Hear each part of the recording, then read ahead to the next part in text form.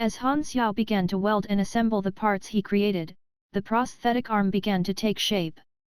The others were surprised by the fact that Han Xiao did not create any excess parts. He had been thoroughly efficient from the start, which proved that he had actually planned everything out. My God, he won't actually succeed, will he? Muttered old man Lu, causing Lu Jian to glare at him.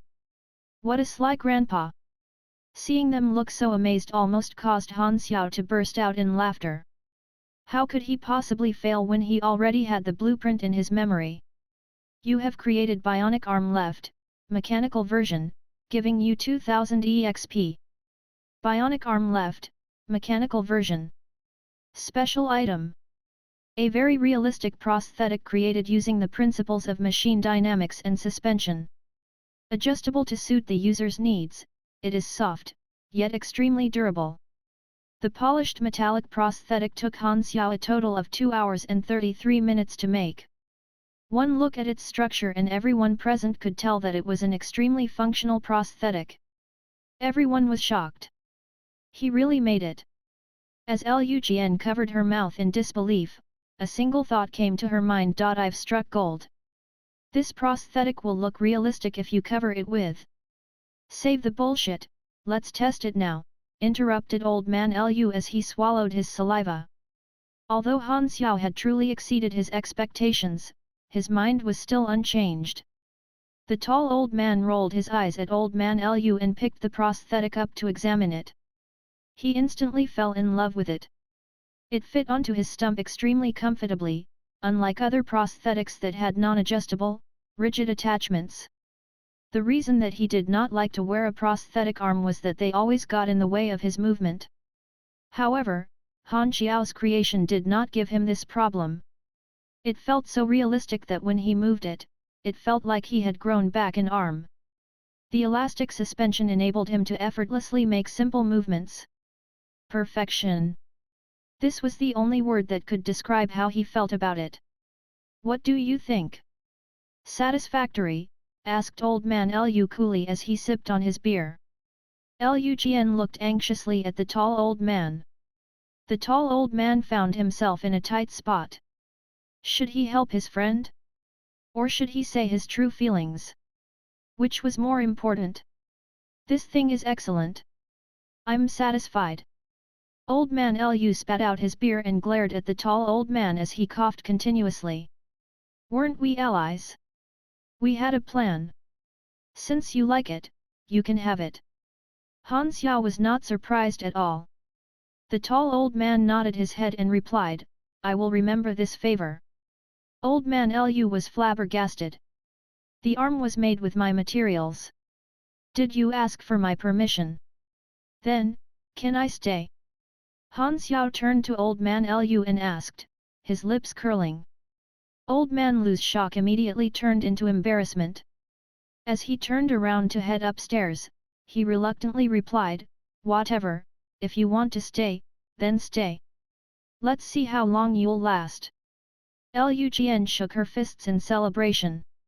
The tall old man smiled at Han Xiao before leaving the workshop.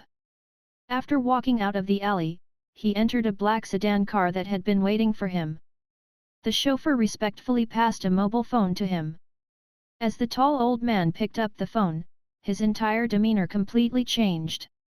He now looked extremely stern, a totally different person from the genial old man from before.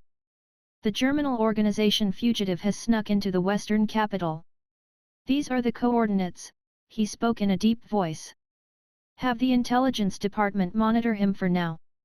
I have come into contact with the target, and will slowly find out his intentions. Unless necessary, do not act. Deserters of the German organization were highly valued by the Six Nations as they sometimes held valuable information. Unfortunately, most of the deserters were usually small fry. Han Xiao, on the other hand, was the first person to have a bounty issued for on him. It followed that it was highly likely that he possessed crucial information. In the workshop, Han Xiao turned his eyes back from where the tall old man had left.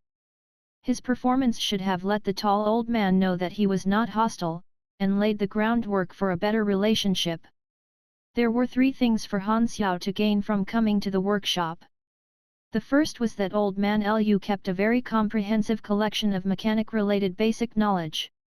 The second was that this workshop was a good place to hide from the Germinal organization. While the Germinal organization had spies across the 6 nations, they did not know every single nook and cranny. This workshop was one of the few places that they were not aware of. And even if they found it, there was Old Man Lu. Old Man Lu was far stronger than the current Hyla. Although he appeared like some carefree good-for-nothing, he was actually one of the few Class D superhumans on the planet. On beginner planets in version 1.0, the strongest superhumans were only Class C. There was a lot of discussion regarding why mechanics were a superhuman class, such as, if mechanics were limited to a normal human standards, it would restrict their inventions by over 90%, and only a superhuman can use some of the stronger machines they make. At higher levels, there were stricter requirements for using the machines that mechanics made. Some of them were even not usable by the other 4 classes, but only by mechanics. Mechanics were not all about big guns and giant robots. A high-level mechanic could specialize in one of many things. They might prefer to wield swords, specialize in assassination, or even pilot mobile suits. These were but a few of the endless possibilities that the class had to offer. The official information described the class as such: Masters of Combat Machinery and Compaction. Well balanced. After learning compression technology and spatial technology, mechanics would be able to disassemble and compress huge machinery into small capsules that they could activate whenever they wanted to reassemble them instantaneously. After learning certain skills like rapid assembly, mechanics with a large amount of energy would be able to create machines on the fly without the need for tools or equipment. All they needed was sufficient energy and necessary materials, and they would be able to bypass the creation process and instantaneously create whatever they needed. Player inventories were weight realistic, and with these abilities, mechanics were the only class apart from mages and telekinetic espers to be able to disregard weight constraints. The third reason that Han Xiao had come to the workshop was the most important one, for the secret storyline. Its rewards were some blueprints of early-level godly equipment. In the future, Old Man Lu would leave the workshop and leave behind a digital safe that contained these blueprints. He would instruct Lu Jian to pass it to her father, Lu Cheng, who was a warlord amongst the Wanderers. He and his father, Old Man Lu, were always on bad terms. Back in the game, a player managed to complete the tedious quest line and obtain the password to the safe. He then had to painstakingly search for the necessary materials to craft those equipment. However, it all proved worth it. With just that equipment, he was able to dominate the PvP arena and set the highest record of 38 continuous victories. While all that time and effort was certainly worth it for that player, Han Xiao didn't have to go through the entire quest line as he already knew the password. Although the secret quest line was a competitive quest, and only one person could complete it, other players that attempted it also learnt the password to the safe. Since it was not a big deal, the password was posted alongside information to the quest line in various forums. Still, the storyline only occurred after release, so there was still plenty of time before then. Han Xiao intended to foster a good relationship with them first. For the godly equipment, I'll explain your apprenticeship. Your meals and accommodation will be provided for. There is an unused room on the 2nd floor. Your job scope will consist of helping out with maintenance work, as well as orders.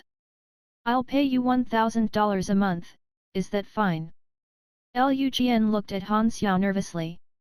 She knew that he was skilled, but she truly did not have the money to offer him a higher salary. I accept, said Han Xiao without hesitation, at which she rejoiced. On the 2nd floor was a full apartment complete with a living room, a kitchen, and several bedrooms. Lu Jian brought Han Xiao to his bedroom. It was furnished simply with a wooden bed, a wardrobe, a bookshelf, and a small workspace. This is now your room, said Lu Jian happily as she passed the key to Han Xiao and began to dust the area. She really couldn't be any happier. $1,000 was a very small amount of money, not even enough for an average person's monthly meal expenses. Han Xiao was a steal. I must treat this kid well so he won't run away. She thought to herself. Han Xiao didn't know whether to laugh or cry. Shouldn't the job applicant be the nervous one, instead of the boss?